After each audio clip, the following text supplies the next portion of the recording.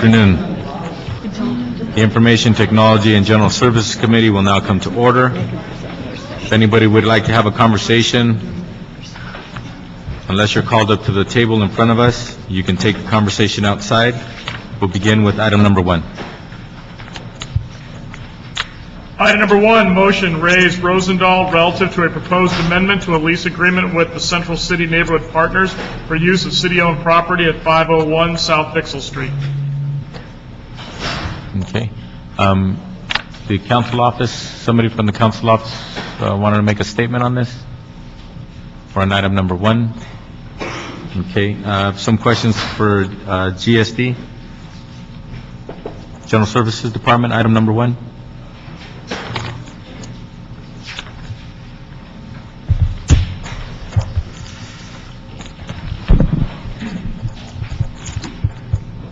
Hi.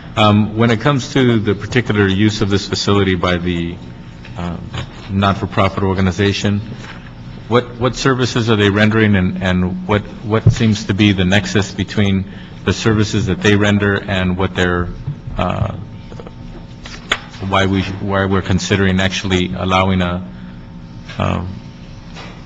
basically a credit instead of leasing for dollars? Well, generally, the services and what they do and the regulation of that is with the Community Development Department.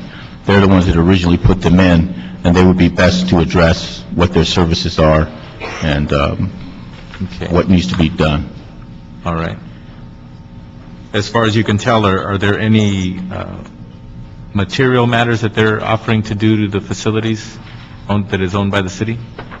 When we discussed this matter with them earlier, there were some building issues that that I think they wanted the city to provide, and we've asked them to provide it. We have not come to any consensus on those types of issues, building maintenance issues. Okay. You got an example of what kind of building maintenance issues came up in the conversation? I'm trying to remember. I think it's just general maintenance of the building, and I don't want to misspeak. I could come back to the committee with specific issues.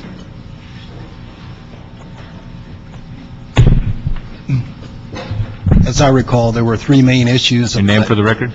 David Pascal from the Department of General Services. There were 3 major issues. One was the elevator, the other was the roofing system, and the other one was the HVAC system. Okay, those are major issues. Now, if a tenant is going to want... The last 2? The elevator and what? Roofing, elevator, and HVAC. What's the last one? Heating, ventilation, and air conditioning system. Sorry. Got to speak in plain English here. Now, we're assuming that in these negotiations, they're going to be willing to take care of those things? Is that what we're hoping for? Does it look likely, or? Well, as Mr. Jones Sawyer just mentioned, we had previously discussed this issue with them, and our position was that they were responsible for these repairs, and we weren't able to reach an agreement about that. Okay. Anybody from CDD here who knows anything about this matter?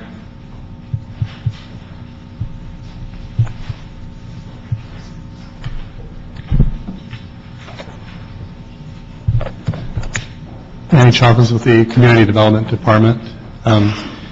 We actually do subcontract with CCNP. They are funded with community development block grant resources in the amount of roughly $500,000. We essentially represent their primary and sole funding source. They don't have other resources that could really serve to maintain the premises as they are. When originally purchased with CDBG funds, it was for the intent of keeping CCNP at that site for an indefinite period of time. Their primary role in the community is to bring together all of the nonprofits that are in the Pico Union Westlake area to coordinate service delivery. We actually do have the UCLA OneSource program co-located there on site, as well as the New Economics for Women Family Development Network. And what they do as partner agencies is they contribute in terms of cost sharing, in terms of space, utilities, janitorial services, et cetera. And they're the primary tenant? CCNP is the primary tenant, that's correct. Okay, so they hold the lease for the other subtenants. They actually don't have the authority to sublease because they don't have an executed lease with the city.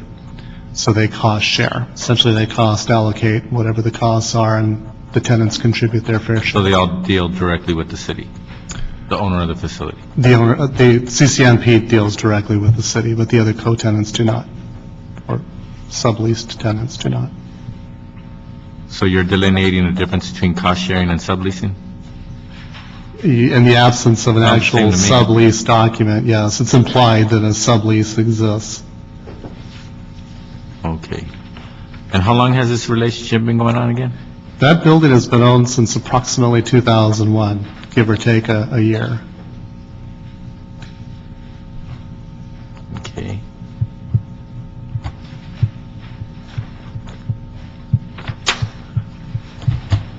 Do you have any questions? Let me just ask, did you say that the building was purchased by the city in 2001 specifically for this organization?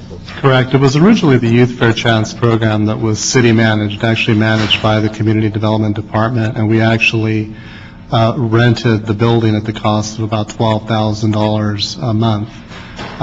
There were then CDBG funds set aside to actually purchase that facility so that it would continue providing services. And that was the $500,000 for the purchase? No, actually, the purchase price, if I remember, was about $1.7 million. Okay, what was the 500 that you mentioned? The 500 is CCNP's actual funding level Funding, this year. their annual, that's an annual? Correct, approximately.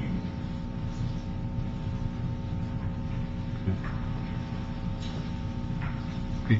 I would just, if the CLA, if you tell us where we are on that issue of the lease policy? I believe it's in circulation right now, and I was told that it's due out by the end of the month. Okay, so end of June or? Yes. June?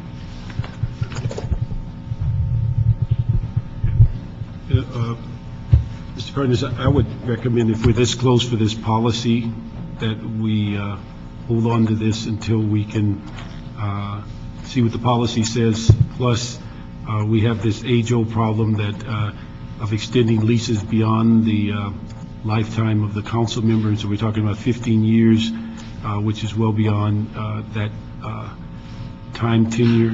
And the other issue is if we've paid $1.7 million for the building and they are been tenants since 2001, and if these major repairs are due and they don't have the resources, nor do we, I think it puts us in a bind as to this building growing older, and some point in time it will come back to the city in disrepair. So I think what I'd recommend is that we wait until, and hopefully get the June 2009 policy to see how all these buildings, I think the last time we checked, Reggie, you were telling us we have somewhere around $85 million worth of how our building stock that's in some form of arrangements with nonprofits. But that was a gross estimate, yes. So, And this is one of them, I presume? Yes. Okay. Well, at this time, in light of that overall policy being put together, so that we don't lose time and we start to get a better understanding of what this organization is capable of or not, or what they seem to be willing to consider or not, is the committee will instruct the GSD to work with the First Council District and also the Central City Neighborhood Partners and the CLA to discuss Central City Neighborhood Partners' feasibility of what kind of responsibilities they could even contemplate taking on if they were to continue to lease out this space and provide the services that they're providing. For all we know, they don't even have the budget to fix the roof, or they don't have the budget to go ahead and hire somebody to fix the elevator, et cetera, et cetera. But absent that, it's our liability. Obviously, it's not our liability if the building's vacant. Then who cares if the elevator's working? We do care if the roof leaks, because it causes permanent damage. But for example, with an elevator that's not working properly, as long as nobody's using it, and we tape it off, and nobody's using the building, then we're not incurring any liabilities there.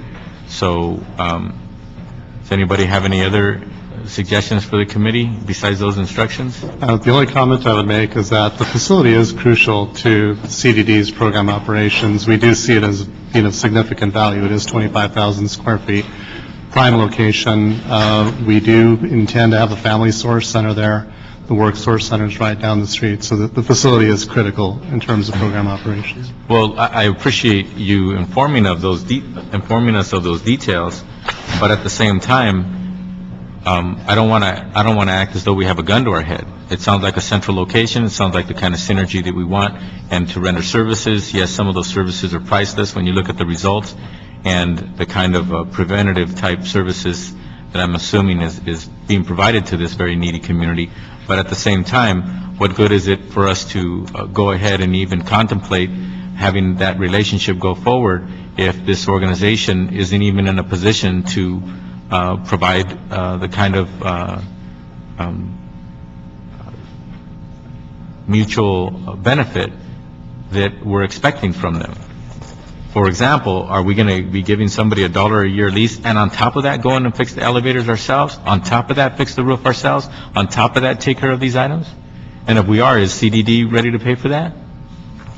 I think one of the challenges we face, particularly on the work source side, is that we're spending $3 million a year paying private landlords for space. And our preference would be to have owned facility to locate our programs in, so that we wouldn't be expending those dollars, valuable job training dollars, on infrastructure costs, essentially. Okay, I agree with your want and need to do that, so let me look at GSD. Are you going to take the money out of your resources to pay for these things? We don't have those resources right now. Okay. Well, we have the chairman of the budget committee here. Where do you suggest we get the money, Mr. Budget Chairman, if we don't find some way to have these items accounted for, and who's going to pick up those costs? We only have one option. We go to Reggie's house and dig up a can. There is no money. And one of the things I'm concerned about is that, did you say that their only budget was the $500,000? Virtually. They have some modest revenue from other resources, but we're the partner. So basically, the $500,000 comes from block grant. We purchased the building from block grant. Correct. Okay. Now, you mentioned, is the expectation you're going to move other services in there? Yeah, so we currently do have our One Source program there, as well as our Family Development Network But now, program. if you do that, are we creating more liability, that more people are there with a heating, elevator, and roof issue that's not been resolved? Particularly absent a lease agreement, it's a concern, yes. Yeah. And if you had that situation, why wouldn't CDD run or own the building versus giving it on a one-year lease and having an organization that can't maintain the quality of the structure? Yeah, the only option that we could pursue is Community Development Block Grant Facilities money to make the necessary repairs to the facility. There is a modest sum set aside that we could look at and see if we could cover the costs. Have you talked to CD1 about whether there's either 1290 or tax increment money that can upgrade the building, or I can follow up with them on that. Because the concern I have on all of these is that any organization could walk away from it at any time and say thank you, and give you a building that's in total disrepair. Correct. And then we start from scratch trying to take general services, go board it up or do whatever we do. And if the only money they have is our $500,000 block grant, and then we spent 1.7 to buy it, I just don't know if they have the wherewithal to be in a situation to have a lease on a building that obviously is deteriorating. How old is the building? I believe it's a 1970s facility. And it was how many square feet? 25,000. That's a big building. But that's what I think would be great, if you can get with CDD,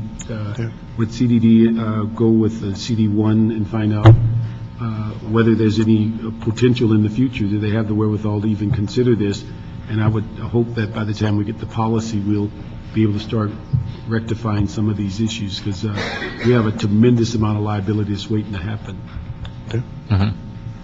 Yeah, and just what everybody needs to understand, that we'd love to act on this, but, you know, we have to do what's right without prejudice, because we're not prejudicing the services that are being rendered. We're not questioning that. That's not the point here. But what we are questioning, as Councilmember Parks just pointed out, I mean, we have to look at liability responsibilities. When you own a facility, especially when you're the city of Los Angeles or a large entity like us, if something were to happen, they're not going to sue an organization that can't even pay their rent. They're going to sue the city of Los Angeles. And if we're going to have people in our facilities and occupying our facilities, we need to understand and be responsible with how we're going to conclude on all of these matters and have them in order. And right now, it appears that it's out of order. It's not jiving, it's not making sense. However you want to put it, it's just not coming together. So with that, we'll instruct those departments, and also to include CDD to be involved as well, because obviously you have a lot of information to bear as well. So with that, a report back to this committee in 30 days. It appears that the council office and CDD and everybody who understands the services being rendered would like to see this matter handled as quickly as possible, but as far as I can see, there's too many loose ends. I think it would be irresponsible for this council to go ahead and continue with a one-year, $1 a year lease and not have these questions answered. And with all due respect, that's how we got into this mess. Too many councils back in the day, I guess that's an old school way of doing things. Great organization, you talk to a council member, it's in their district, and, off they go. And then, 7 years later, 10 years later, 20 years later, nobody knows how to rectify it and get it in proper order. So I'm not going to be a part of that. Okay.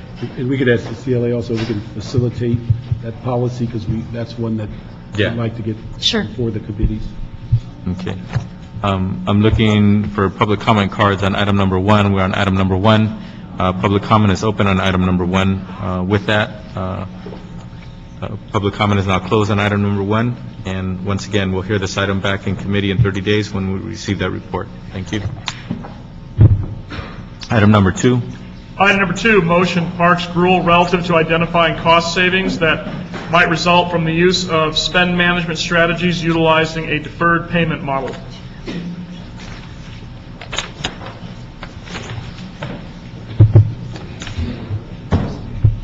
Good afternoon. John Scripgoda with the Department of General Services.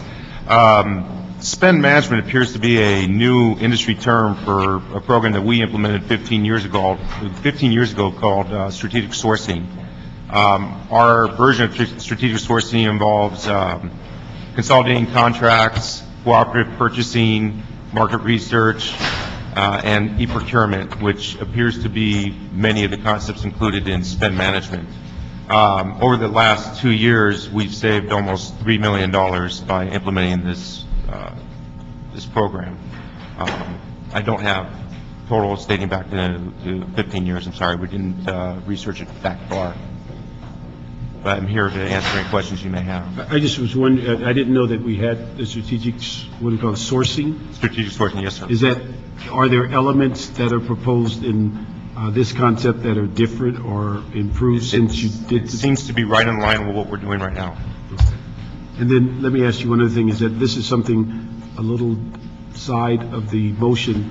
A while back, there was a system on dealing with sourcing that also identified the issue of minority and female vendors and such that was being dealt with at DWP.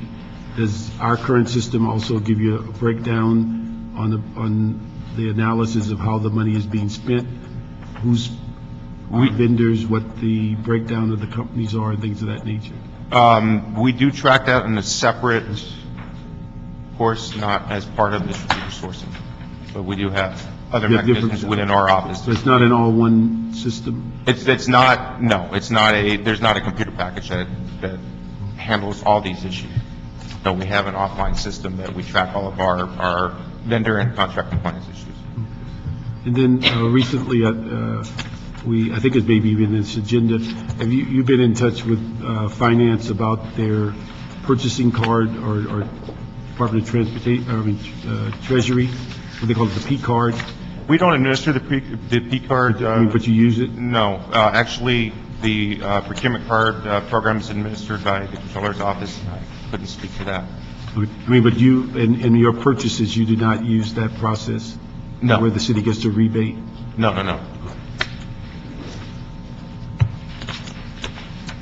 Anything else? No, that's it. Any recommendation on? No, I would just ask that we get just a short report back to give us a sense of the comparison of what they're calling spend management today versus what we're doing, and then also give us some idea, should you be part of the P-card system that is dealt with by the controller, with the number purchased on equipment items that you currently are involved with. We can do that. Okay. Okay. Looking at public comment cards for item number 2. I don't see any. Is anybody here for public comment on item number 2? Seeing and hearing none, public comment on item number 2 is now closed. With that, we'll get a report back from the relevant departments as outlined in the motion. 30 days, Mr. Parks? Yeah, that's good. Okay, 30 days? Okay, thank you. We'll have items 3 and 4 heard together. Item number 3, motion Parks Cardenas relative to instructing the CLA and CAO with the assistance of the ITA, Fire, Police, and Emergency Management Departments, proprietary departments, and any other department who may use the mass notification system technology to report with an evaluation of mass notification systems and related matters, also referred to the Public Safety Committee. Okay. Item 4, motion Lavange Han relative to instructing the Emergency Preparedness Department, ITA, and the Police and Fire Departments to report relative to implementing a reverse 911 call system with an emphasis on targeting hillside areas in the city. This item has also been referred to the Public Safety Committee. Good afternoon, Captain Joe, Information Technology Agency.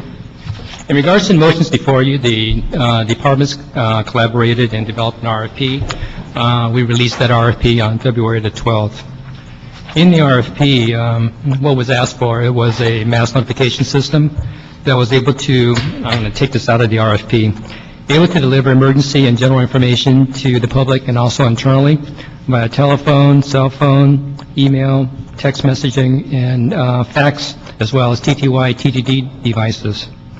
We wanted a system that delivers, that can deliver 100,000 messages, 30-second messages within an hour. We wanted the system to be able to deliver those messages in up to 7 different languages. We wanted a system that was ADA compliant and also was a system that's able to allow the public to register via a public website. That RFP, the responses were due on March 23rd, and at that time, 11 proposals were received. To date, we have a committee consisting of ITA, the Police Department, Fire Department, EMD, Department of Disability, and DWP. We've been evaluating the proposals, and I think we're about 2 or 3 weeks away from completing the process. At that time, I'd like to come back to this committee, report back on potential costs and funding sources, as well as a recommendation for award a contract. That concludes my update. I'd be happy to answer any questions.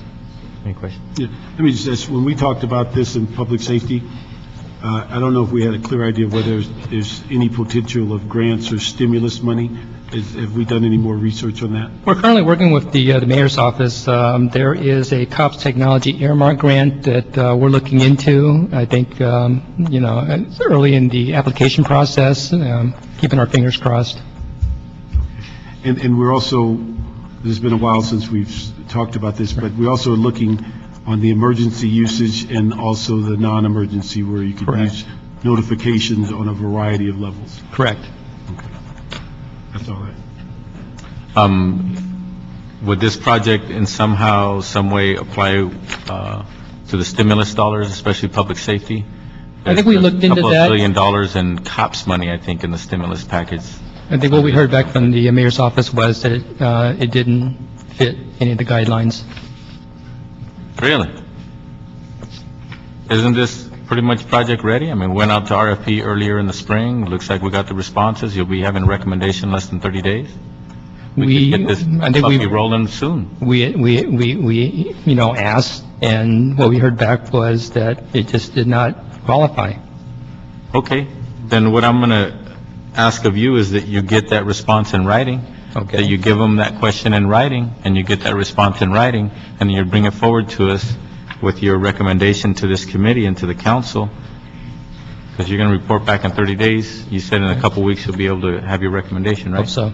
Okay, so report back in 30 days and bring us that correspondence to the mayor's office in writing. I find that very, very hard to believe.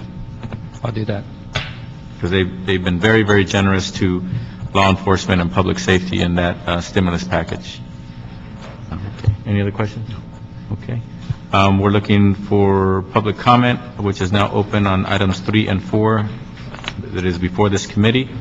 I don't see any public comment cards on items 3 and 4. Anybody here to speak on items 3 and or 4? Seeing and hearing none, public comment on 3 and 4 is now closed. With that, we'll instruct the ITA department to report back on their RFP recommendation and the correspondence to the mayor's office regarding the potential source of stimulus funds and any other funds, by the way, for this item. Thank you. Thank you. Item number 5. Item number 5, CEO report relative to transferring the land records function from the city clerk to the Bureau of Engineering. This item has also been referred to the Public Works Committee.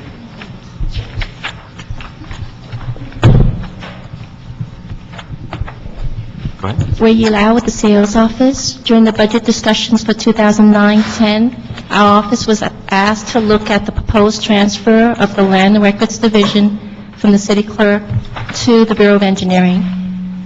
This transfer was proposed by the mayor's office to generate about $300,000 in general fund savings by reducing the number of positions from 19 to 11 for tracking and updating LUPAMS 2, which provides ownership records of over 900,000 properties and 2,000 maps. The city clerk expressed concerns with this transfer because it will result in layoffs, and they were concerned that the staffing level would not be sufficient because with the workload that they have, given their experience, their current staffing level is not sufficient.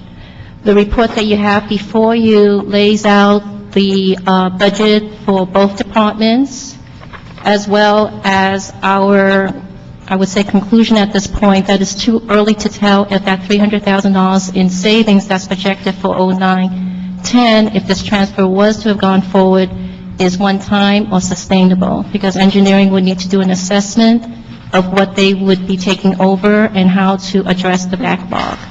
So in the 09-10 adopted budget, the function was restored to the city clerk at the same funding level that was in the engineering budget, and the city clerk was asked to report back, working with the BOE, COA, and our office in 90 days on a transition plan if it was determined that was the way to go. Does the chairman have any questions? Let me just ask, I thought when we had it in budget that we wanted to have them analyze, is it building and safety that also uses this file? LUPAMS is used citywide, so if you want building and safety included, yes, we can certainly do Because that. I think that was, if I'm not mistaken, they're one of the main users. Building and Safety, Holly Walcott with City Clerk's Office. Building and Safety uses ownership records. They get some of theirs from LexisNexis. Planning, fire, police. I think part of the issue is, and I think what the mayor was trying to accomplish, is there seems to be a lot of different departments accessing ownership records in various different ways, and there's some need to make sure that everybody's using the most efficient means, and so that's really what the report back, I think. Well, I think that's what we wanted to get to, but we thought Bureau of Engineering was kind of picked. I mean, it didn't seem like they had any more relationship than anyone else, and it just didn't make sense to the committee that we'd make that shuffle without analyzing it from the user group and see. And then one item that did not come to our attention in budget is we'd have to change the charter because the city clerk is the keeper of the records. There's some debate on what that language in the charter means, whether it means that the city clerk has to keep all ownership records in the city of Los Angeles or just the cities. Okay. And that's been an ongoing debate over the years. Okay, but that will get debated and discussed on the report back. Yeah, I'd like to make sure that we get a real sense of the user group that uses the file before we move them and determine, and what I would think is we need an independent group that houses them and not a group that uses them, because all of a sudden their use gets to be more significant than everybody else's use. So an independent group that houses them for everyone, I think would be important. And I think we also asked whether there's any technology advancements that could help in maintaining these records. And so hopefully that's part of that report back. So during the budget process, are you clarifying that the BOE didn't volunteer? No, they didn't volunteer. No, they did not volunteer. Okay.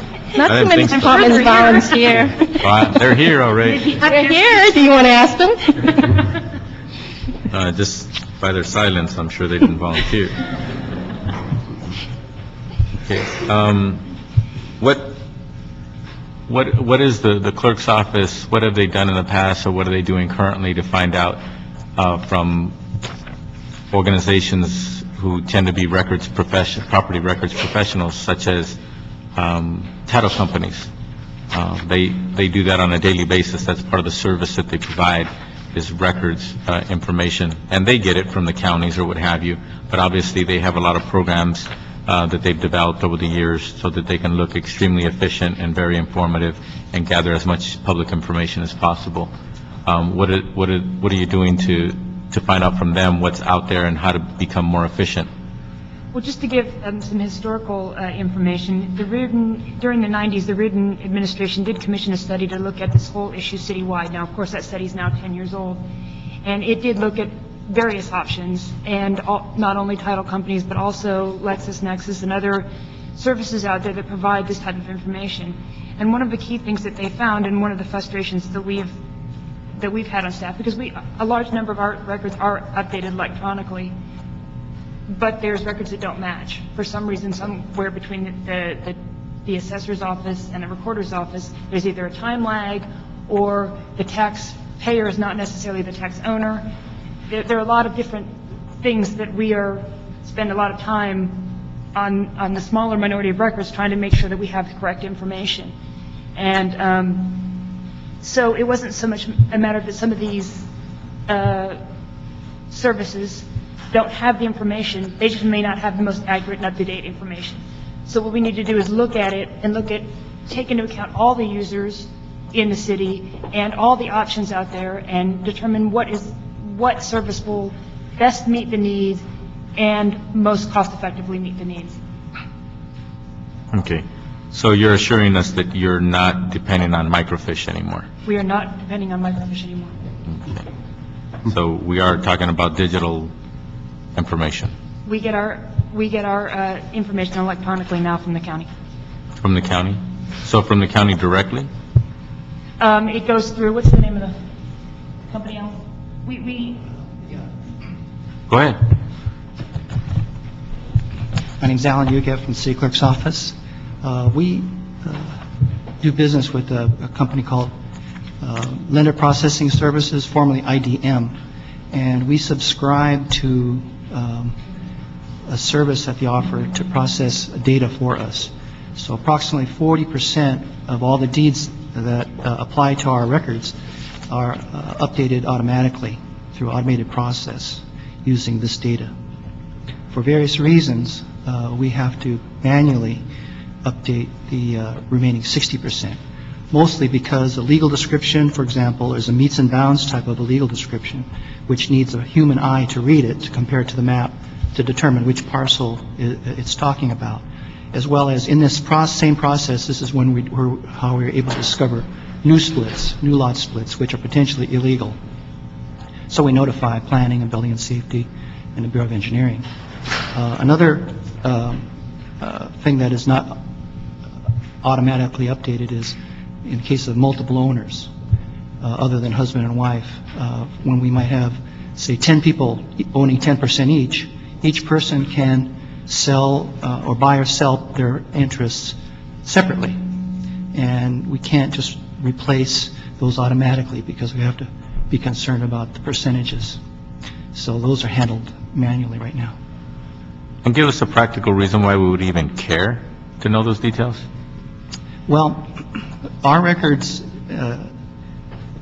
Are used for, well, we use them. In case of a violation or something like that, who are notifying or what? For legal notifications. right. Yeah, that's one example, legal notifications, right? Obviously, you want to notify the proper person. You don't want to go through all that energy and effort and then notify a person who got off title 5 years ago, which means you have to start over again when somebody says, you haven't notified me and I'm the legal owner, and we have to start over, right? Right. Well, I think that's why it's important to look at what how accurate do we need to be? Do we need to be 100% accurate? Do we need to be 90% accurate? I think that's what we need to look at over the next 90 days. Okay. So are you recommending that you report back in 90 days and not 30? Absolutely. Just slip that in there real quick. You okay with that? Yeah, I'm okay with the time. And one other thing, we also need assessment with the cutback, how that impacts your backlog. I think that's another one.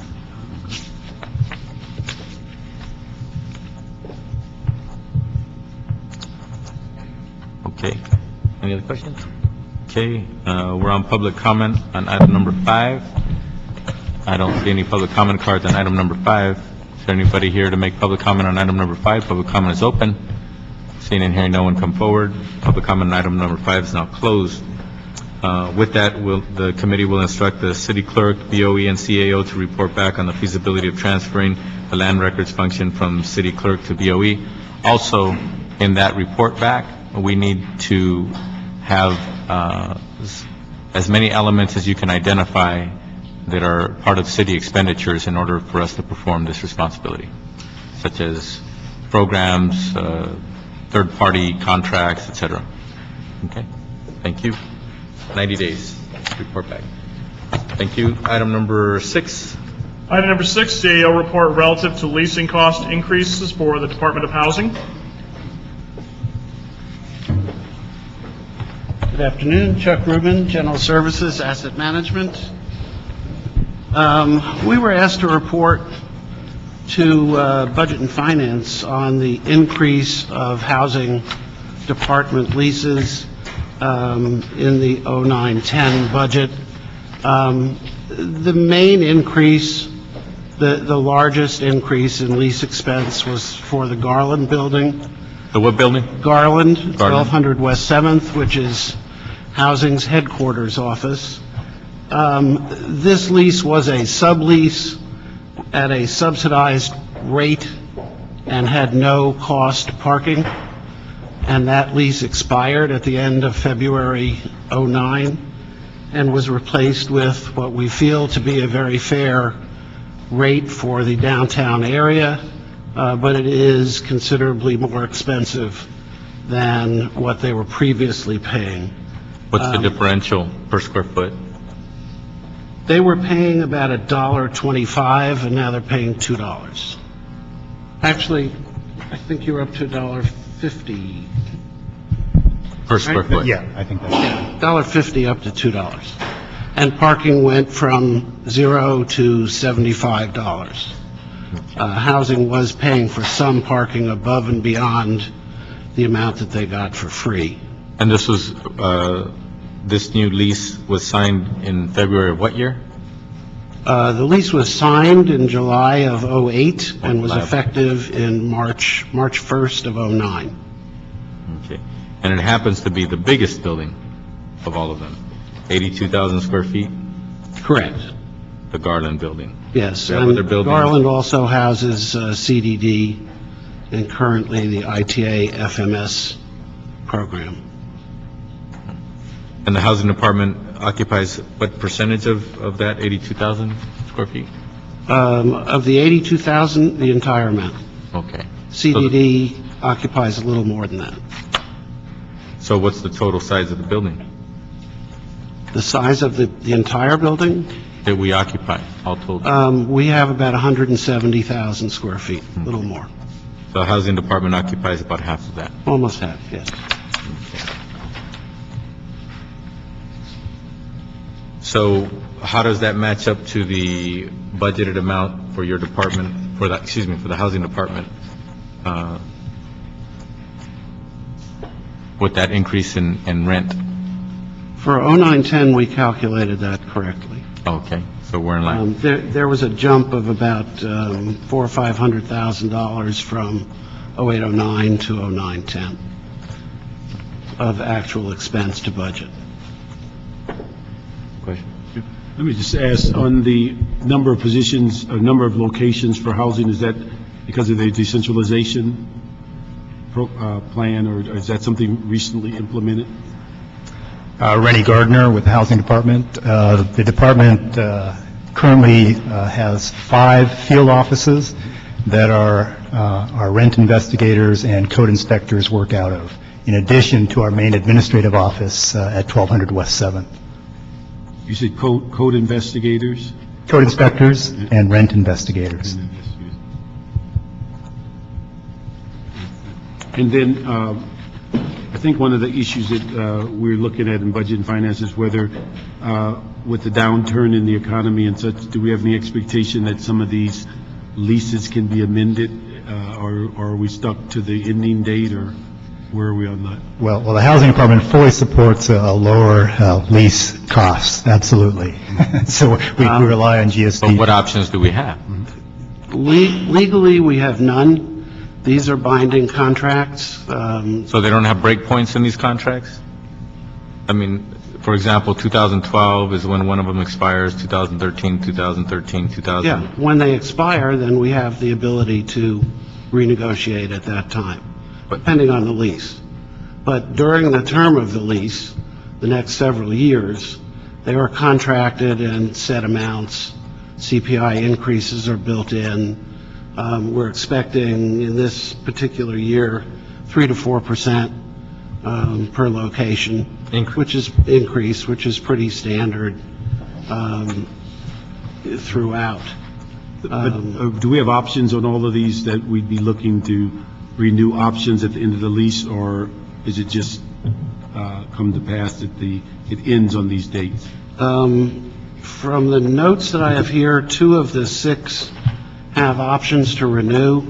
Knox has 1 5-year option to renew after October '09. That's the closest one. And North Broadway has 2 5-year options to renew after 2011. Typically in those options to renew, they're set to renew at market rate, which means that together with the landlord, the city reviews what the current economics are and determines what a fair and equitable rent would be at that time based on the market. So these rates could change. The one on Knox is up this year, and we are starting to work with that landlord now because it's not that far. You said they could change downward because of the economy? It could, it's possible. But again, you said we have no options or even to suggest a renegotiation because of the downturn in the economy until these leases expire? Do we have any ability at all to even approach that? There's nothing in the leases that allows us to come back and renegotiate current rates. I mean, even without a lease, could we do that? Without a lease? I mean, could we go and talk to them about renegotiating in the middle of the lease, even though it's not in there? Can we do that? We can certainly talk to any landlord about that. Landlords are facing economic issues now as well. They're facing vacancies, bankruptcies where other tenants are leaving their facilities. And so landlords are going to be reluctant to give up any income that they have, but we absolutely can talk to them. Because one of the things I would think we have a tiny bit of leverage if we talk to them and they all understand the issue of the economics, but also with the thought that if you even talk about extension, particularly if these are not units that have, and I thought one of these were contemplated to go to Fig Plaza at some point. That was my next question. I mean, were some of these at one time in Garland or something was contemplated for Fig Plaza? Long-term, we contemplate the administrative offices of housing to go into Fig Plaza. Okay, now long-term is what type of time? The current plan is for housing to replace the district attorney from the county of Los Angeles, who occupies about 85,000 square feet in Figueroa Plaza. Their lease is up in 2013. We are contacting the county to remind them that their lease expires in 2013. But that does not preclude them from coming back and saying, gee, we really need to stay. They can give us an offer we couldn't refuse. Well, they're actually paying a higher rent than we are paying at the Garland Building. So from an economic standpoint, we're okay to leave it the way it is, even if they wanted to renew for another 5 years. I would just ask that we could look at these 6, and if there is some way that we can sit down and talk with them under our financial condition and see if there's any movement, if we suggest or at least discuss reopeners, and if they extend time, or at least on the discussion phase. And I would hope that in the future, when we do these leases, we might have language that reflects reopeners due to economic downturn or something like that, that we can have as a standard language. Mm-hmm. We'd be glad to address that. Good. Any other questions? No. Anything you wanted to add? I was going to mention that clearly in negotiating... Name for the record? David Pascal, Department of General Services, excuse me. In negotiating the new lease that we negotiated for the Housing Department at the Garland Building, one of the main reasons why that particular lease was negotiated with those options is because we are firmly committed to moving every city department and division out of lease space that is feasible into city-owned space. So we put together a long-term master plan for the total occupancy of Fig Plaza, and it does call, as Mr. Rubin mentioned, for the Housing Department to at least have an opportunity to move in 2013. And we're going to work very aggressively with the county to make sure that when that date arrives, they have already found another home, because this is of financial importance to the department and to the city. So we're going to make sure that that happens. Okay, thank you. Oh, let me ask one other question. If we're talking 2013, but yet we've nailed ourselves down in Garland to 2019, how does that reconcile? I think we have an early out. Yes, the housing section has an early out to coincide with the district attorney moving out. Okay, thank you. We have a 2-year window, so even if the county lags by a year, we're still okay. So we have an opener 2/13/14 and closes sometime in 15? Correct. Okay. Yeah, because that was going to be one of my questions, because I'm counting about 50,000 square feet occupied outside of the Garland Building. And the Garland Building in and of itself is 82,000 Right. in the Housing Department. So The perfect other match is- offices are field offices for the housing department. So they wouldn't be consolidated in the Garland Building? It's not our plan. No, that wouldn't be the plan. Yeah. And really the best, unless we happen to have a city-owned building in that area, the best is to lease so that it can be flexible for housing's needs as times change. Okay. More questions? Okay. Let me just ask one thing off the subject. I just need to have somebody from General Services contact Dennis in my office, because we just got notified that with the new owners of Baldwin Hills Shopping Center, they contemplate that South Traffic Division will be moving at some point in the future. So that's something, that's a fairly decent piece of space that we have to find. We'll contact Dennis. We believe that's been resolved, but we'll get back to you on it. Thank you, because this happened just a couple of days ago. Somebody advised us that that's what their game plan was. Okay. All right. For item number 6, I don't see any public comment cards filled out for item number 6. Is anybody here to make public comment on item number 6? Public comment is open on item number 6. Seeing and hearing no one come forward on item number 6 for public comment. Public comment is now closed. With that, we'll note and file the report. Thank you. Thank you. We're now on item number 7. Item number 7, the CAO report relative to purchasing under the city's umbrella.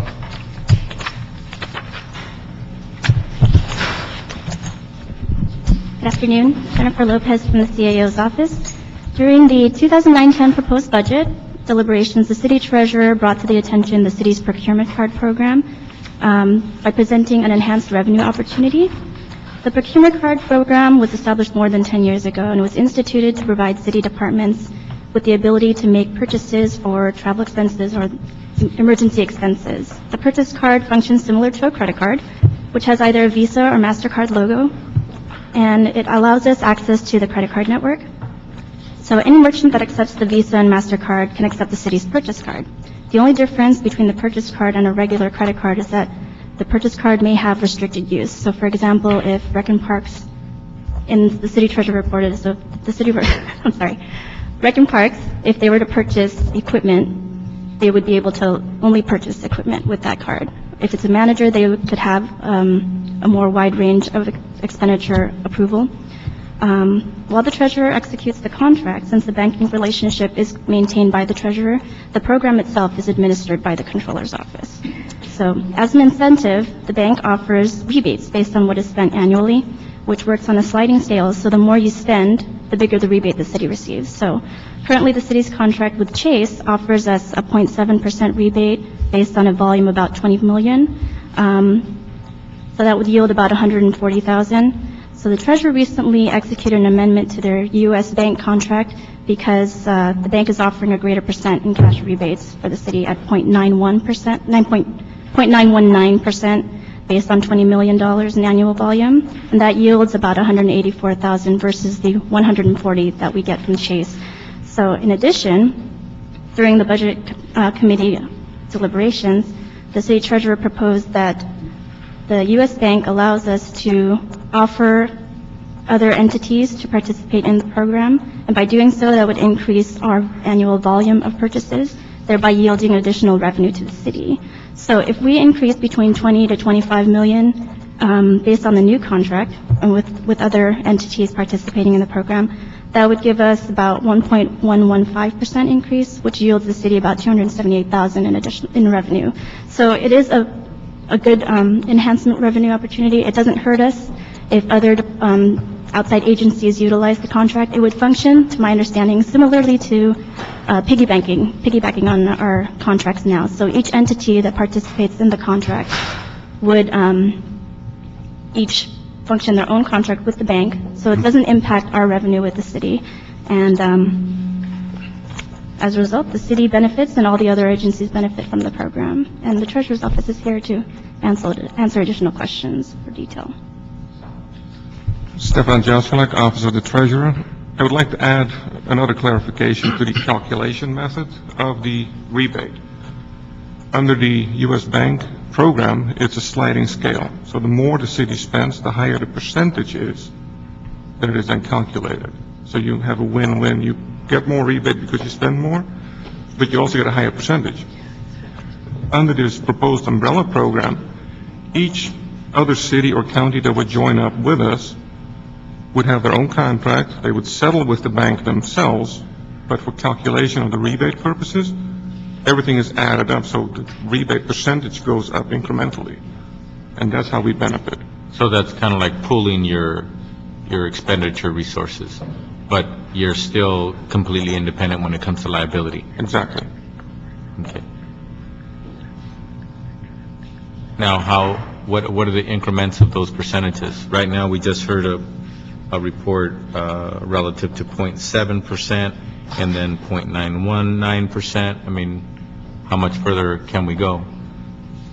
We can go quite a ways. Last year, the spend for the city for the calendar year of 2008 was about 30 million. JP Morgan gave us 78 basis points on that.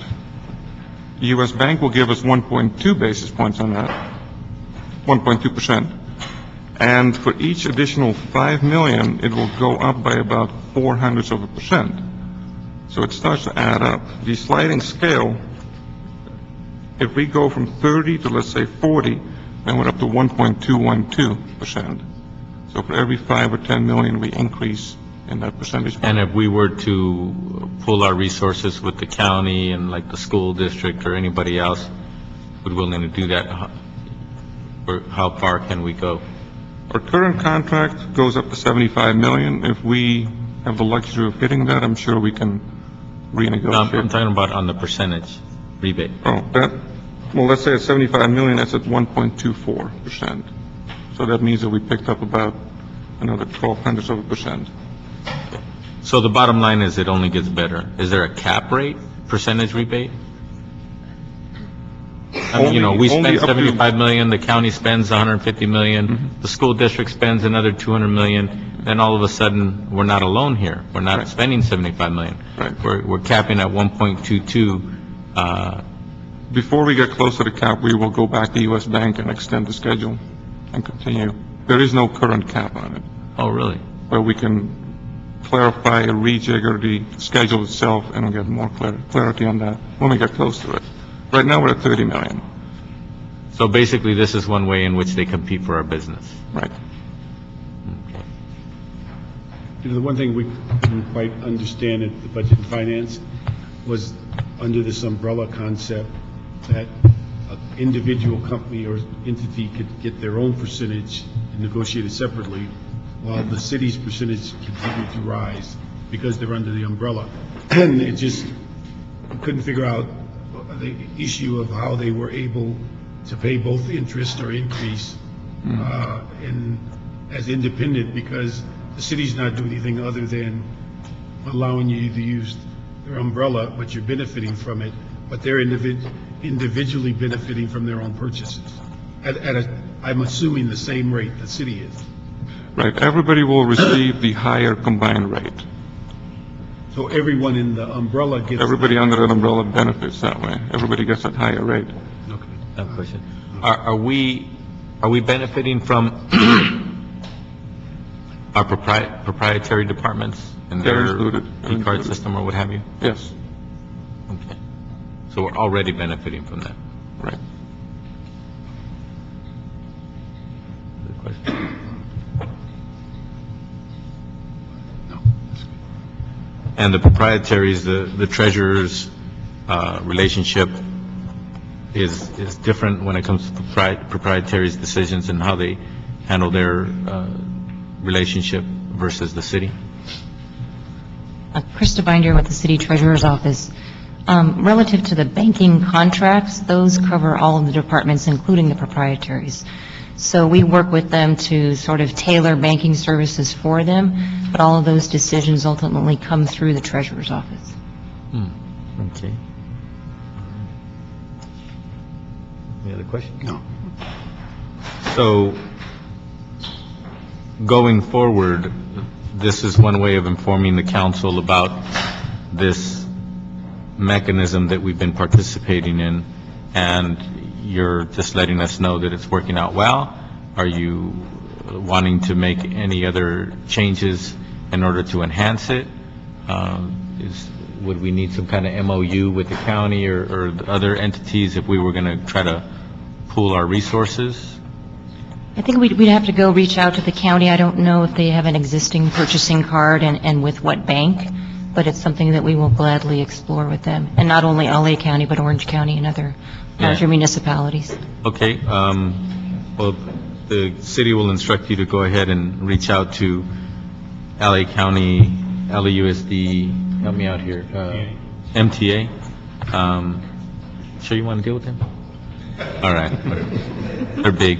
At least those, and then any other entities that make sense for you to reach out to as well, but at least those four, and then get back to this committee in 30 days.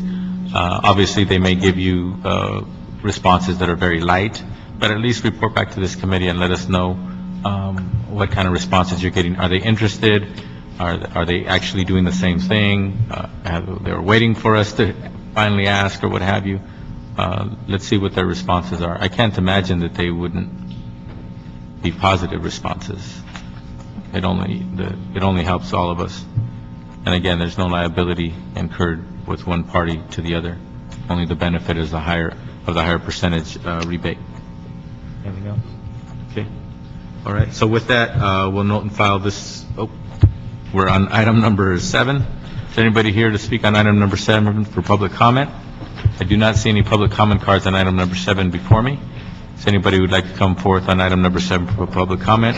Seeing and hearing no one come forward, public comment on item number 7 is now closed. We'll note and file this item and have a report back on that outreach to those other entities in 30 days. Thank you. We now move to item number 8. Item number 8, CAO report relative to the deletion of procurement services positions in the Department of General Services.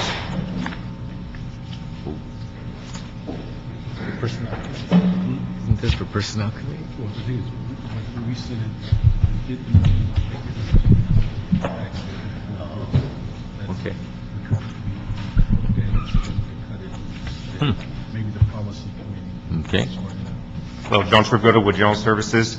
The item before you refers to positions specific to procurement services. I believe the item should have been worded supply services. The division is all encompassing. Supply services not only provides procurement support, but also warehouse and inventory support, payment services, and administrative, vendor relations, and system support to all the accounts control departments. Just to give you an idea of the magnitude of our division, the city spends approximately $550 million a year on goods and materials. We have 65 warehouses located throughout the city. We pay approximately 160,000 vouchers a year. And the division is comprised of 328 positions, but as a result of the budget hearings and the budget activities the last few months, we've been reduced to 287 positions, which is a reduction of 41 positions. This is going to impact services that we provide to, again, all city departments, specifically police and fire will be impacted, street services, convention center, basically all of our customers will be impacted by this. Cost savings, we spoke earlier about strategic sourcing, where the activities of the procurement folks have saved approximately $3 million. Reduction in procurement staff will certainly impact the ability to achieve those type of savings.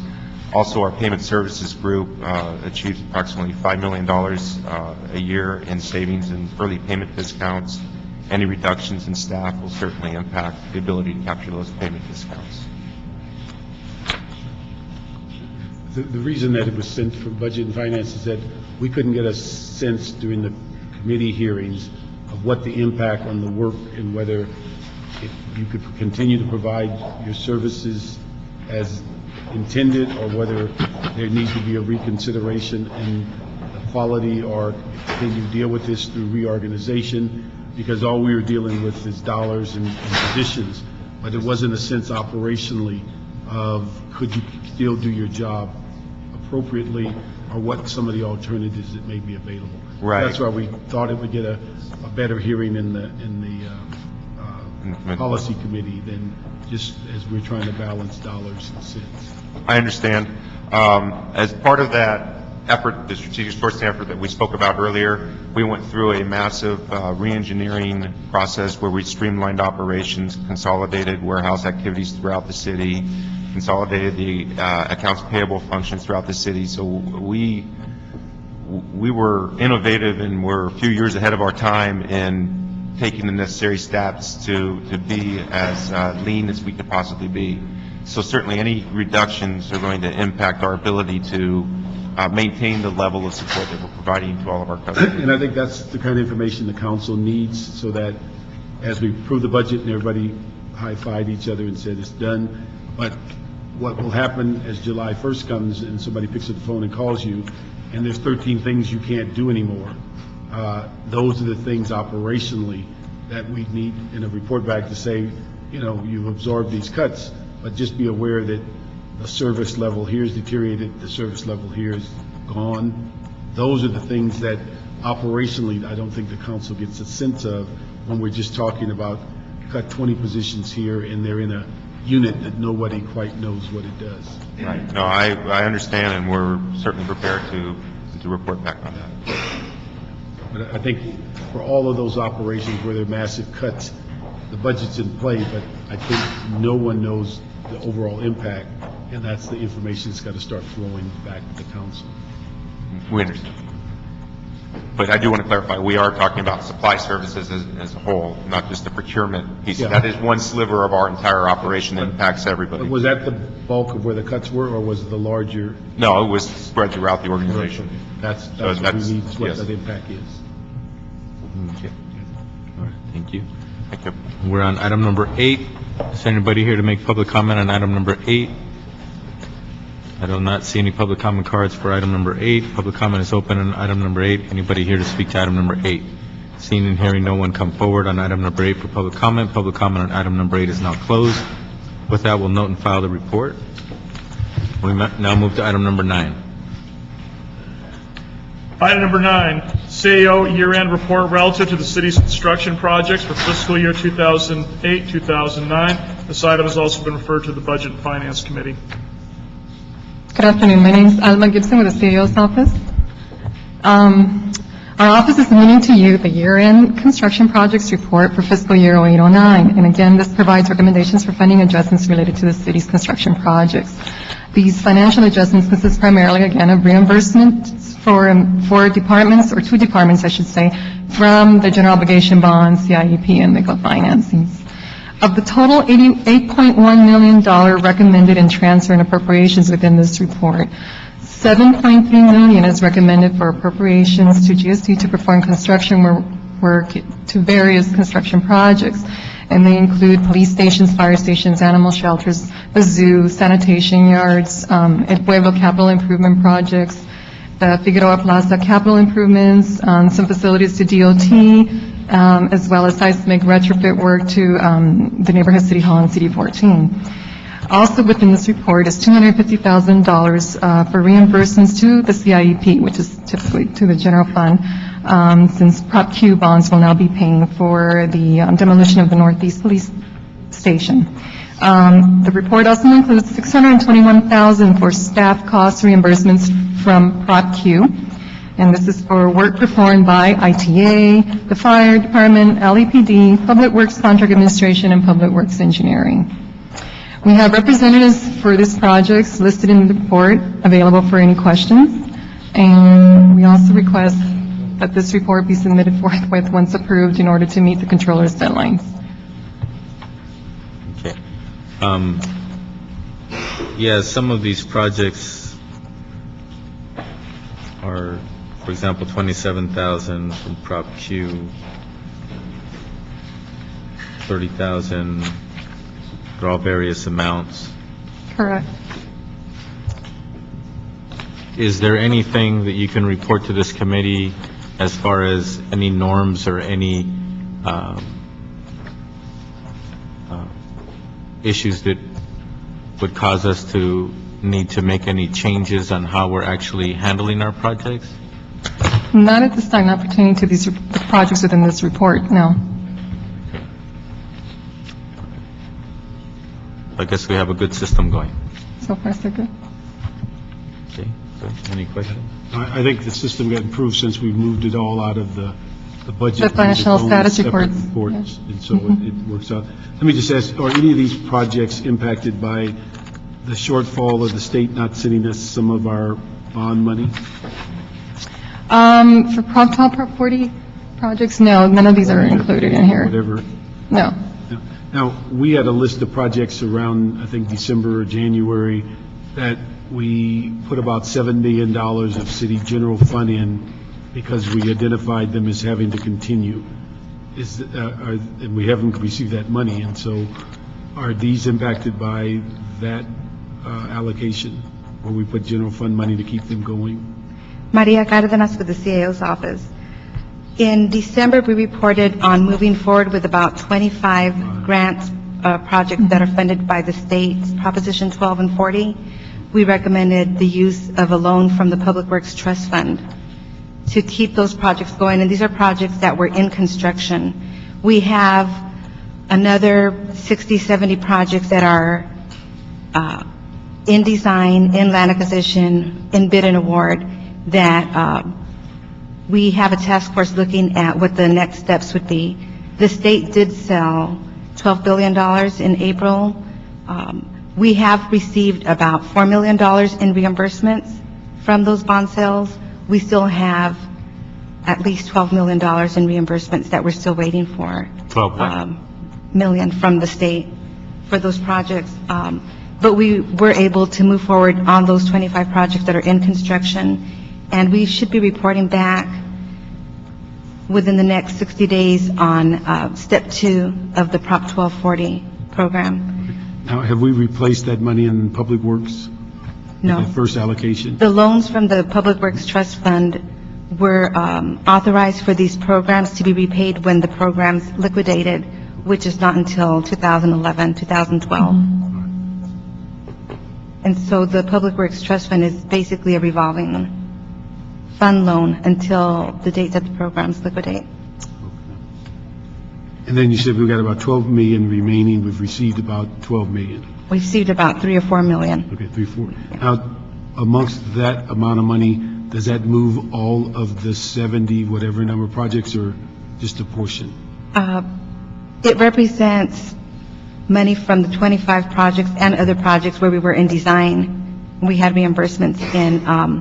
Not all of that money went back to the Public Works Trust Fund because we have various funding sources for those projects. We have Quimby, Prop K, 12 and 40, basically. So some of the monies may have been reimbursed to other funding sources. I think about 2 million went back to the Public Works Trust Fund, so it increased our balance. And that's part of the money that we plan to use to deliver on the next batch of projects. And so we're not close to getting all of them back online? No. Okay. Thank you. Okay. Is there anybody here to speak on item number 9? Or on public comment on item number 9? Public comment is open on item number 9. I do not see any public comment cards for item number 9 before me. Seeing and hearing no one come forward for public comment on item number 9. Public comment on item number 9 is now closed. With that, we have a motion to approve the CAO report. That report is approved. Thank you. Item number 10. Item number 10, CAO report relative to the Department of General Services construction costs on Phase 2 of the Pachyderm Forest exhibit. Addendum to the year-end report in connection with the city's construction projects for fiscal year 2008-2009. This item has also been referred to the Budget and Finance Committee as the Arts, Parks, Health, and Aging Committee, as well as the Public Works Committee. Okay. Hi, Claudia Aguilar with the CAO's office. Before you is an addendum to the year-end CPR report, which includes a recommendation for funding appropriations to general services regarding Phase 2 of the Pachyderm Forest exhibit. We are recommending $1.1 million in addition to the $443,000 included in the year-end for a total of $1.5 million to DSD to reimburse them for work performed as part of Pachyderm. The funding for these appropriations is available in the Proposition CC General Obligation Bond Fund and is within the project's contingency. The breakdown of the $1.1 million includes $179,000 in infrastructure-related work at the zoo and $900,000 directly for Phase 2. The money was included for infrastructure work as part of this report, as this work was completed by GSD as they were on site to assist and facilitate DWP install transformers, which were part of the infrastructure for the entire zoo. So in order to expedite and be more efficient, we assigned them work as a change order to move that along. And like I said, the remaining $900,000 is for Phase 2 of the Pachyderm, which GSD expects to complete within the next couple of weeks. I have the GMs for both BOE and GSD here to answer any questions you may have. Right now, we're having GSD before us. We wanted to mention that as the city has greatly benefited from using GSD as an in-house contractor for many of these projects.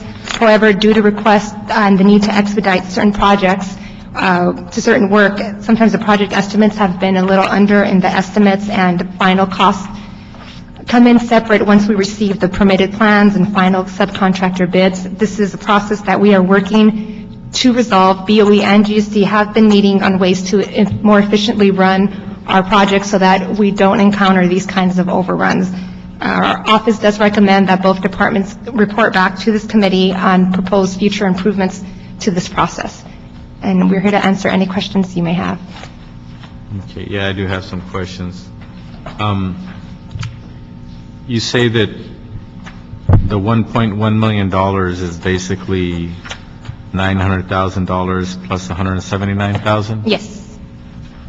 Now, how did it come about that the $179,000 added up to that amount what are the elements that are included in that $179,000, and then $900,000, which is a pretty nice round figure.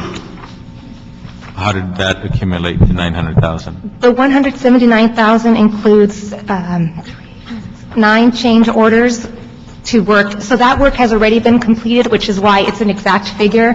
This was to assist DWP in installing transformers at the site. So we have the cost. That's why it's that number.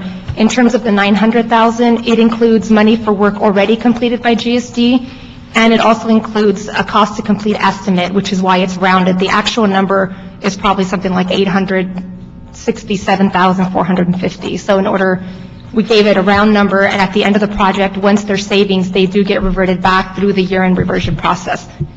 So that's how we came up with the round number. It's not an exact figure. Question to BOE. Did Bureau of Engineering estimate the cost of this project before they went out to RFP? Gary Moore with the Bureau of Engineering. We did use the services of an outside consultant, an estimating consultant. This was shared with General Services. When we signed the MOU with GSD, there was a caveat in the MOU that the price with GSD would be that the subcontract bids for the specialty items, they did not know that exact number, and so that would be have to be dealt with together as we went forward in the project. And when was that estimate done? That estimate was done in 2007? May of 2007. Okay, May 07. And when was the project, when did it go out? When did the RFP go out? We actually gave at the beginning of January of 2008 is when the work started with General Services, and that they started to secure the bids from the subconsultants. So early 08, the bids started to come in? Right, correct, Tony? Yes, early 2008 is when they started receiving their subconsultant bids.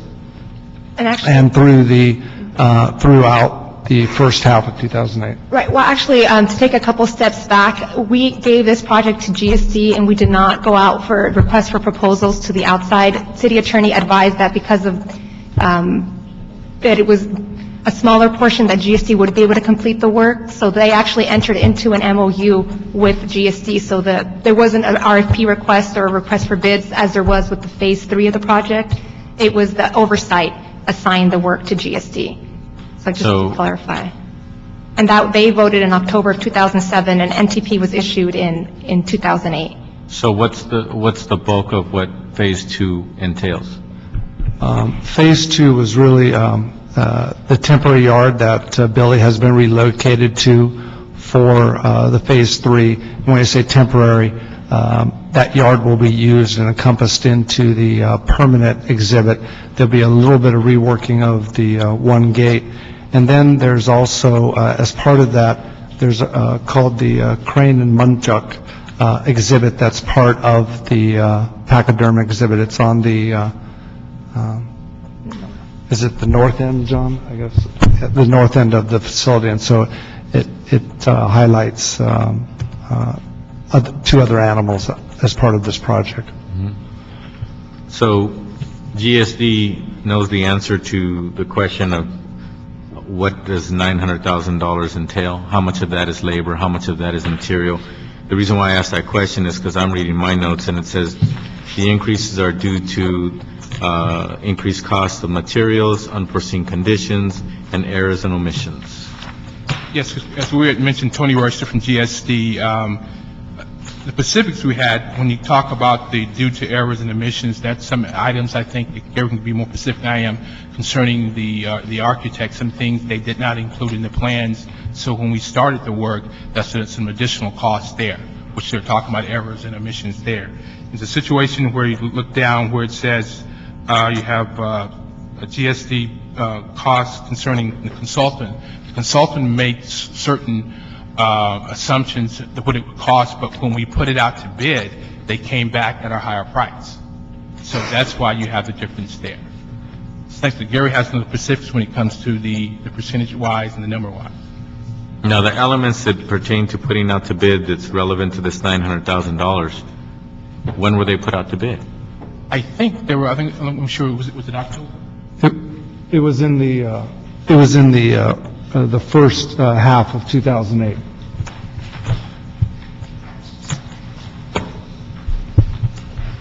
Dick Pandorf, General Services Construction Forces. It was put out at various times for different parts of the project.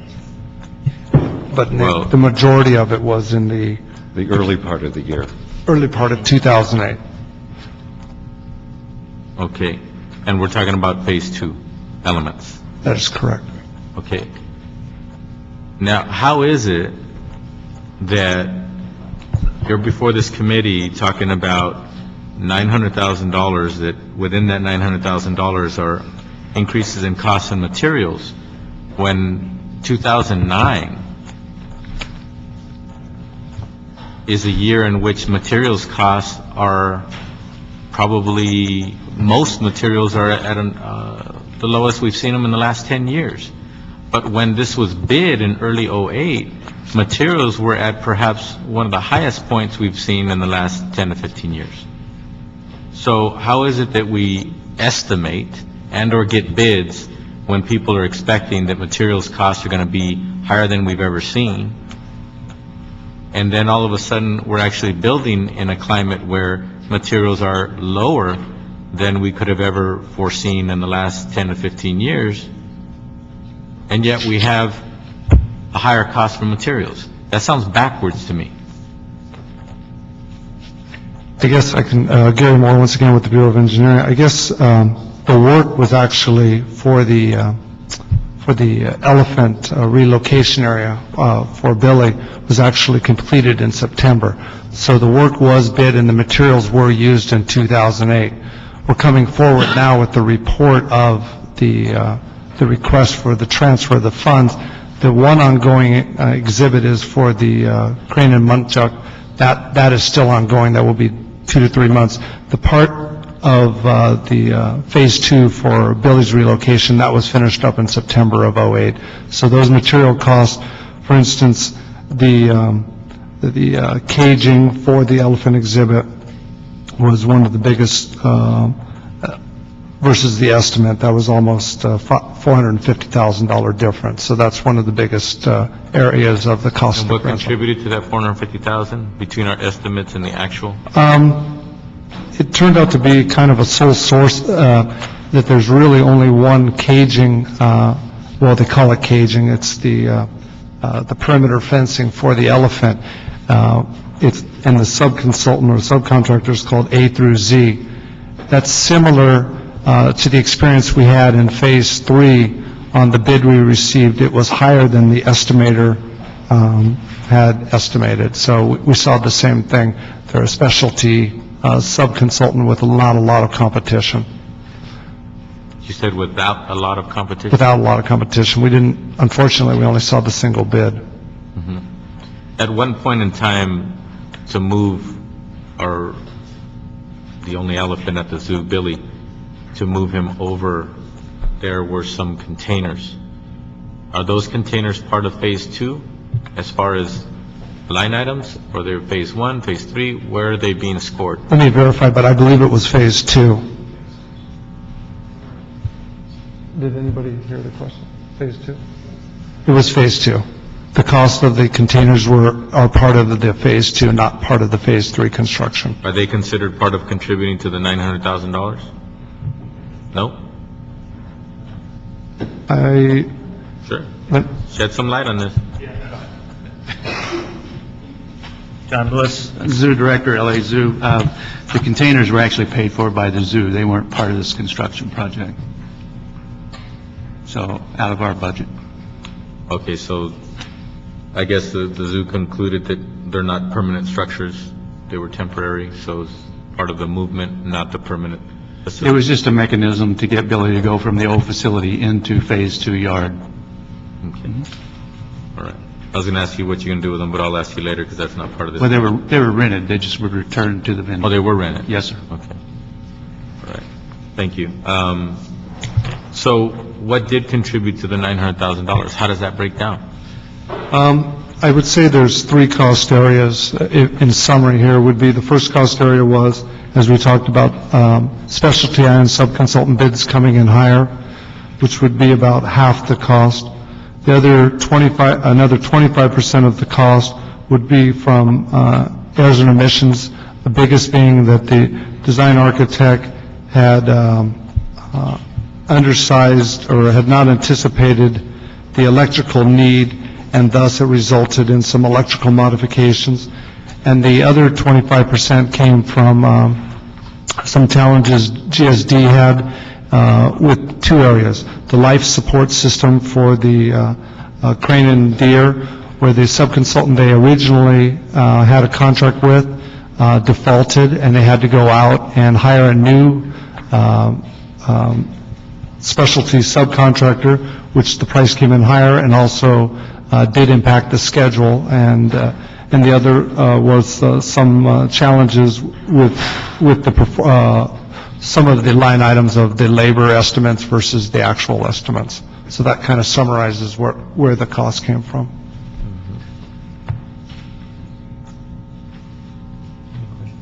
I just had one question on the $900,000 that's moved from Phase 3. Is that prior Mikola money? What was the source of that revenue? That is Prop C, interest earnings from Prop CC. No, Prop C, sorry, only one C.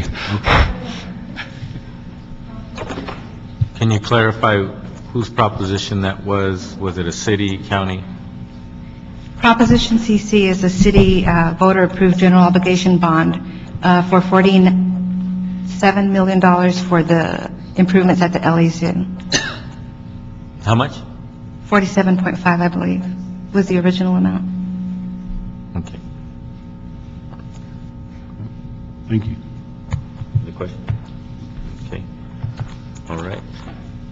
We're on item number 10. Is there anybody here for public comment on 10? I do have some public comment cards on item number 10.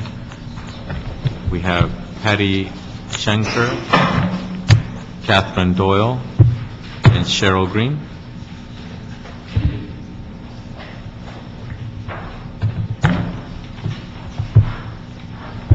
Your name for the record?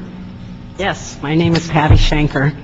Good afternoon, City Council members. Nice to see you all. It appears that the elephant is still in council chambers, and he will continue to be here until poor Billy is sent to Paws Sanctuary, where a new barn, lots of land, and other elephants await him. As my mother used to say, and I always hated it, I told you so, and indeed we did. Just months ago, we opponents of the elephant exhibit argued that besides the inadequacies and inhumanity of this exhibit, the cost to our city and us taxpayers would surpass their proposed budgetary plan. This present proposal that we're talking about today came even sooner than I predicted. If you allow funds designated for Phase 2, eventually at Phase 3, they will be short of funds, and they're going to be coming to you, City Council, to approve more money, millions of dollars, to finish this ill-conceived project. Council should stop rewarding inadequate, expensive projects and absolutely refuse to accept this proposal. The only phase we should be talking about is a phase out of the elephant exhibit. There is still time to do that. Have the zoo use this space and the funds to help other animals there who need better habitats. Thank you. Thank you. Catherine? Or Cheryl?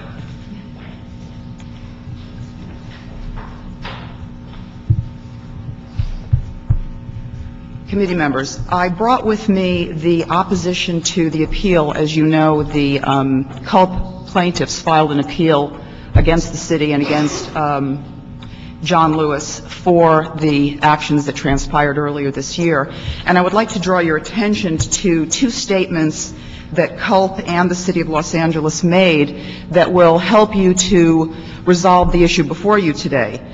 The City Council, this is from the opposition papers written by the City of Los Angeles and John Lewis, and I have copies for all of you. I think you'll find it very interesting reading. Yeah, you can submit those to the committee. Thank you. Thank you very much.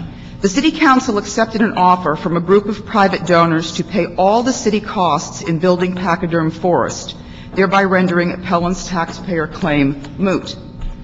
The city accepted Glaz's offer to pay all the city debt services. All of the city's direct costs associated with constructing Pachyderm Forest would be completely mitigated. I submit this to you that I do not believe counsel for the city would misrepresent what Glaza and private donors offered for the city. Because of that, there is no need to review this or discuss this. You can go to Glaza, you can go to your private donors, you can collect the money from them. Look at the alternative. If this committee is being asked to allow money to be borrowed from Phase 3 to pay for Phase 2, what happens to Phase 3? You know at the end of any project, there's always more costs than there is money. If you start stealing from Peter to pay Paul now, what happens at the end of the project? Lastly, something you need to direct yourselves to is Prop C, the city bond money, was directed for Rainforest of the Americas, Reptile and Insect House, and the Sea Lion exhibit. It was never specifically directed to the Pachyderm Forest. So not only are you taking money that you don't need to take because private donors have come forward, but you're also taking money from city prop money that was directed for other aspects of the zoo. Thank you very much. Thank you. Catherine?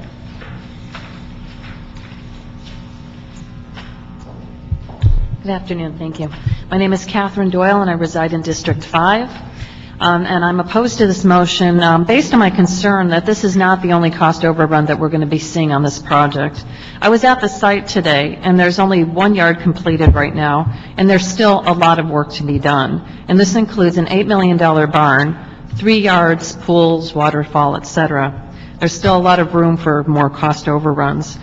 In fact, this is probably this is definitely the most watched project at the zoo, and in fact, probably in the city right now, yet we're still seeing this $1.1 million cost overrun.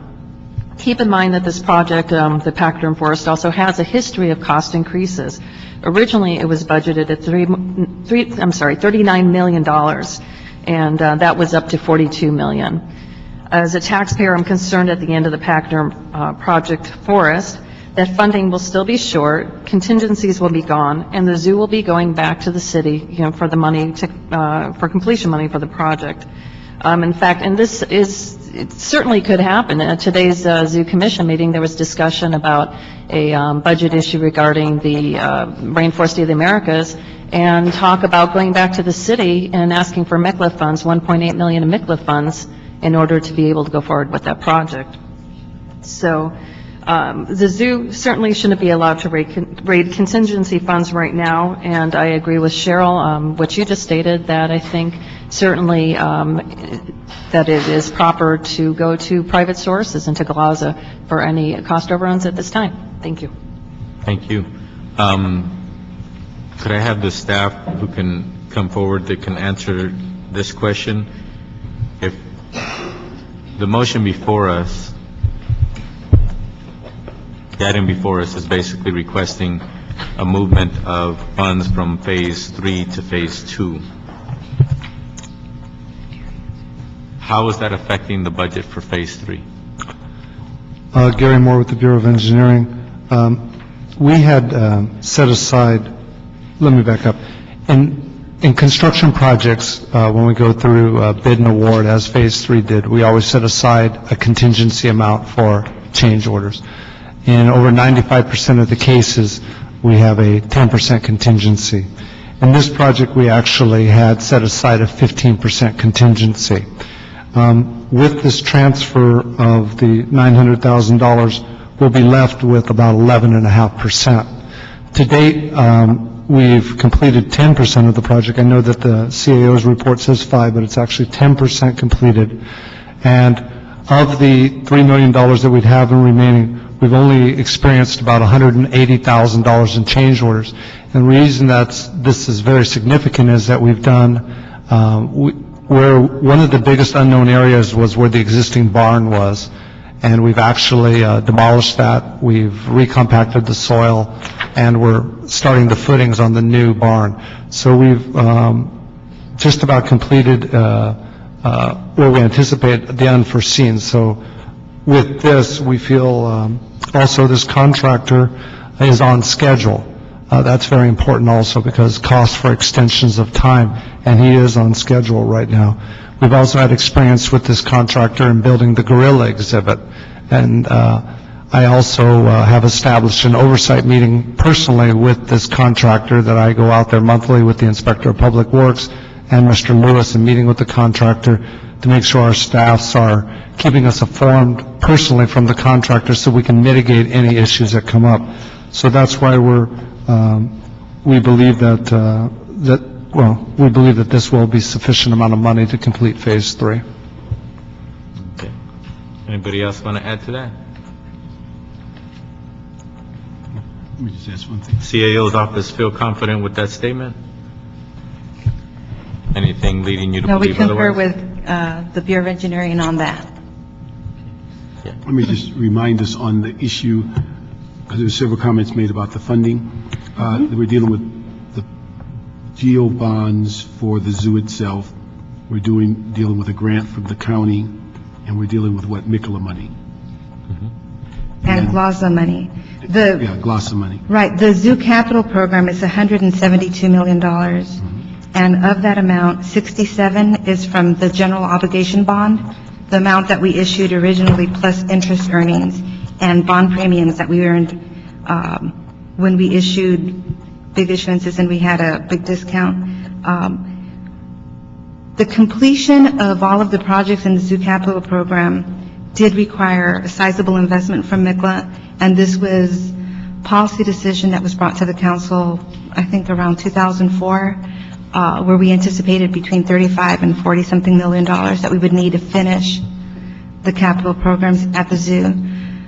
Right now, with the reptile and insect house, we have MICLA authorized in 910 for it, but the bid actually came in low enough that we may not have to issue that authority and award the contract and the add alternates. So it's the dynamics of the program. Okay, but let me just ask, when we had the issue of LASA come forward, their agreement was to pay back the MICLA as far as debt service. Right. The Pachyderm project is $42 million, and that includes 14.7 from MICLA.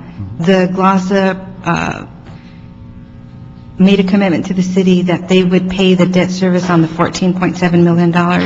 The project continues to be $14.7 million from GLASA. And they also made an allocation of cash money into the project? Yes, they have. Okay, what is that?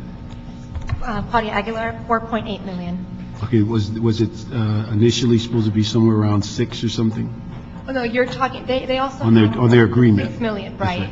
They also have a part of their contract that we executed is that they would put forward at the time of permanent financing $6 million, so that in fact we would only be financing $8 million. 8 of the 14? 8 of the 14. Okay, and so that's not the money we're talking about overspending? No, sir. It's a matter of funds that were dedicated from other sources? Basically from the general obligation bond. Okay, thank you. Okay. Is there anybody here to make public comment on item, don't go away because I'm going to have some instructions. Anybody else here to make public comment on item number 10? We're on item number 10. See no one come forward, public comment on item number 10 is now closed. With that, we're going to move this item forward, but also with the language that instructs the zoo to work with DOE, the CAO, and the CLA to create language so that before the full council, that the motion include the requirement that any cost overruns on this Pachyderm project shall not be incurred by the city, the county bonds, or any other sources other than GLASA. And that's in the spirit of which this item left the floor after so many hours of debate, was that the city of Los Angeles had a cap, and even though BOE is working with a 15% contingency and not a 10% contingency, that the city of Los Angeles and the taxpayers would not incur any more pennies of cost beyond what was told to the council, which was 42 million and change at that time. Anything else? No, I disagree with that. I do agree, I'm not disagreeing. I agree with you totally, and that's why we asked that this change be made without increasing the budget. But remember, when Phase 3 is done, the point is, when Phase 3 is done, if it goes beyond the 42 point whatever million that was discussed in council and was promised to the taxpayers, the voters, everybody involved on this issue, that any penny above that shall be covered by GLAZA, which means that the language has to be written. GLAZA, obviously, they can go tell us to go pound sand, but I want to see their response before this comes to the floor of the council. I want to see whether or not they're going to concur with that spirit of which they participated in when this item was before the council. But the item we're talking about right now was not before the council, and it was not informed to the zoo or to GLAZA until recently, so. Yeah, all I'm saying is I'm tying the two issues together. Yeah, I'm tying those two issues together. I don't want to leave it for tomorrow that all of a sudden we're debating $600,000, $1.2 million, and all of a sudden people are throwing up their hands saying, oh, well, it's done, let's just pay it. It's not going to be let's pay it. I want to see GLAZA step up, because they gave the impression that they understood that there was a cap, and they were supposed to step up, and people accepted that, and that influenced the vote of my colleagues. Okay? Anything else? Okay. So with that, this item will move forward with that requirement before it comes to council. That concludes the item set for this agenda today. We're now on general public comment, and is anybody here for general public comment relative to speak on issues that normally are before this committee but are not on today's agenda? Seeing and hearing none, general public comment is now closed. With that, this committee is now adjourned.